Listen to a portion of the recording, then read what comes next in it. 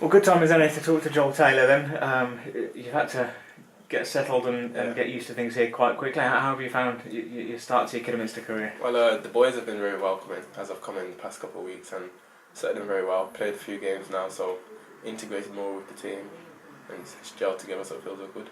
And getting those games in, obviously, was the objective of you coming here. I mean, just fill us in the last sort of 6 months or so of your career, obviously leaving Stoke at the back end of last season and just searching for that new start, I guess. Yeah, basically, that's all what it's about, really. Like, as I've got released from Stoke, it's always that thought of when you're going to get back into playing games and whatnot. And obviously, I've come here and the Gaffers gave me a chance, so I'm just really happy to be here.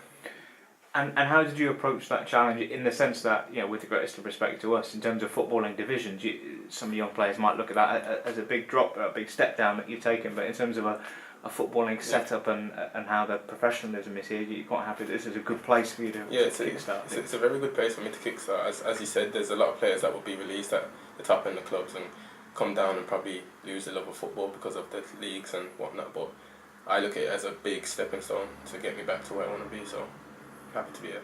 What appealed to you about the place and the management team? Well, as I spoke to the gaffer when I came in, he told me he likes to play football and that's my style of play. So this team, I've played against a lot of the boys as well when they were at different clubs, so I know a lot of the players really, so it's so good.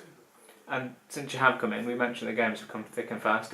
How would you reflect on the game so far? You've experienced the ups and downs, I guess. Yeah, I have, I guess. To be fair, I didn't think I would have played so much games so quickly, but again, I played 3 games, won 2 out of 3. It's, like I said, it's a decent team, and I know we'll definitely get back to where we should be. You talk clearly about the weekend's performance and how that wasn't quite as we would have expected, as we would like from ourselves. But a young group coming together, have you found slowly that sort of starting to knit together and things are slowly starting to come together? Yeah, of course. Like I said, as I've come in, the team, we all know it's a newish kind of team, so the team's almost gelling together now. So that game on Saturday is just a one-off game, really. Like, we did do well in the first half, second half we came out and things happen, but definitely we're going to stick together and get to where we need to be.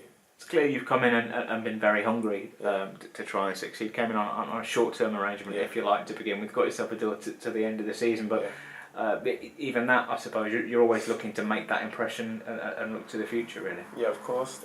The time I'm here, I'm going to make as much impression as I can to the gaffer, to the fans, to the chairman, and take it from there, really. And just something we talked about your most recent times, of course, but in terms of that time you've had at Stoke, by far the biggest part of your career. What were some of your memories of the sort of the youth runs there, if you like? The youth system, it's a good setup. To be fair, it's a good setup. Like you do get to train with the first team quite a few times, depending on your performances over the weekend with the youth team or the 23. So it's pretty good. It's a good learning curve, if you call it that. Yeah. And back at the flip side, I suppose, just like there and at that setup and at those age groups, as long as you're impressing in training and matches, you never know at any level who's watching, do you? Exactly, that's the thing. You never know who's watching. Scouts from all over the world watching. So it's a good setup.